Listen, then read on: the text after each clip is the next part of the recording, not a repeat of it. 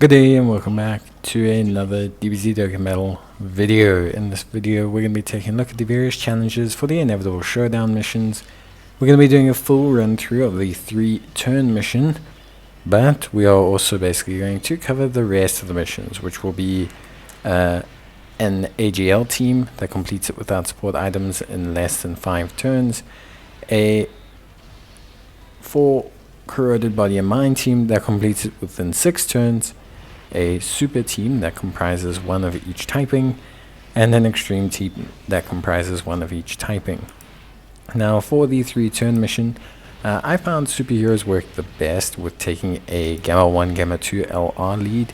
I found not only that, obviously the team functioned at a good level, but that the int LR Gamma 1 and Gamma 2 really kind of held down the fort when it came to damage. They do a very high volume of damage. You don't want to bring units like Vegeta, generally speaking, who need 1 or 2 attacks to build up. Although if you have Vegeta in the first turn, it should work out. But generally speaking, like with the Gammas, where they really thrive is you can guarantee yourself essentially 3 critable super attacks just by getting 2 into orbs. And this alone, generally speaking, tends to rip through Cell Max, especially when he is TEQ. The only real suggestion for this team is that you obviously reset until you get to the point where you have Gamma 1 and Gamma 2 LR in your first rotation. So the reason you want that is because you want them to build up their attack a little bit against the first rotationary unit, hopefully to proc their full passive a bit earlier when you get to the next turn. Obviously then we have Gohan Beast. We have his active skill, which should come out really nicely. Well, Gohan Ultimate. We have the Kaioken Blue Boys, who don't need any real build-up to do a significant chunk of damage. Same with AGL MUI Goku, and the same with Strength UI Goku, who needs a little bit of build-up but should get it done pretty quickly. A lot of these units don't have a lot of wait time for damage, and that's precisely what we need. We need to be able to come out the gate fast and strong, even if we are risking the chance to obviously take a significant chunk of damage. So it is just one of those things you as a player have to learn to balance functionally when you are building your team for this challenge.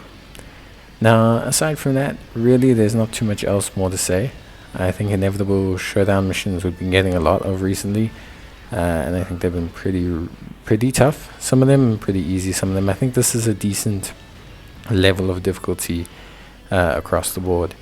As you can see, the Gamma 1 and Gamma 2 did a significant chunk of damage, which is great, thus giving us a pretty good head start on essentially the rest of the fight, which I think is pretty much what most people wanted, if we're being honest. So all of that's really good. Then you move on from the 3-turn mission. We'll tackle the Super mission, then the Extreme, then the AGL, and then finally the Corroded Body Mind.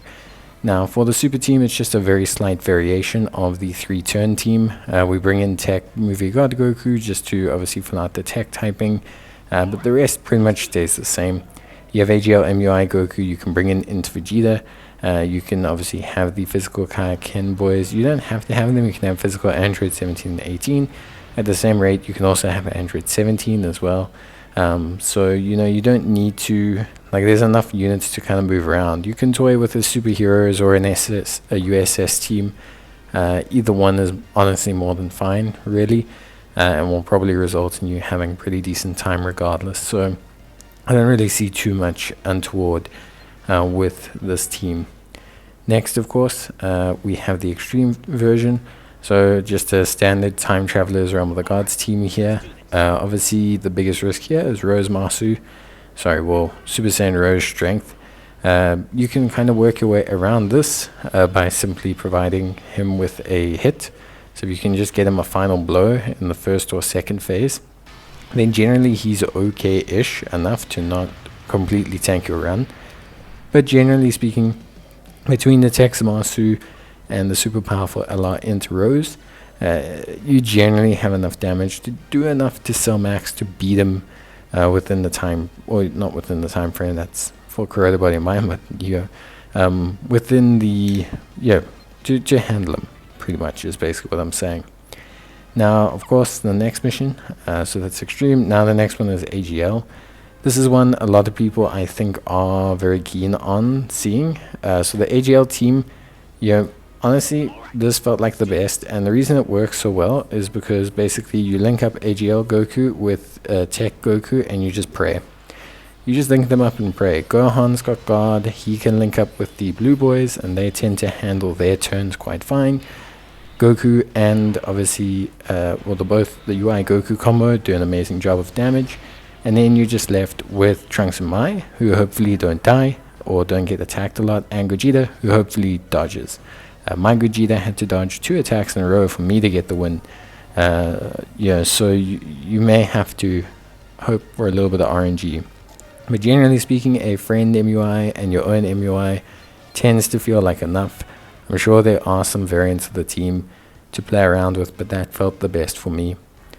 Then we have finally the Corroded Body Mind mission, a pretty straightforward one. We just switched out a couple units from the Extreme mission, giving us a few more Goku Blacks, because Goku Black is of Corroded Body Mind. So we just switched out a couple. We brought in the Int Goku Black, of course, instead of the AGL Zamasu, and that's kind of it. Physical Goku Black, Int Goku Black, Strength Goku Black, and you're basically done with the mission essentially, which is great. And then we obviously have the LR Super Saiyan Rose, who tends to do a pretty good job as well. So all in all, actually a very solid team. And it took 1 or 2 tries, because what you have to do is you have to kind of link up the like TEQ Zamasu. You have to have 1 in each rotation, obviously, but you need to kind of get a bit of luck to get through the first phases a bit earlier. So Zamasu still has his damage reduction, then you have to link him up with the LR Rose to do a lot of damage, and then hopefully on the other rotation you link him up with the Int Rose or the physical one, depending on who you get luckier with in terms of stacks or build up, and then you have a better time. But that's it from me. That's all the Inevitable Showdown missions completed. Hopefully you guys have enjoyed the video. If you did, of course, leave a like. It's always greatly appreciated. And yeah, that's basically it from me. So I'll see you guys in the next one. Till then, of course, take care, stay safe, and thanks for watching. And if you need any more help on team building, you can let me know down below. Otherwise, I will see you guys in the next one. Bye.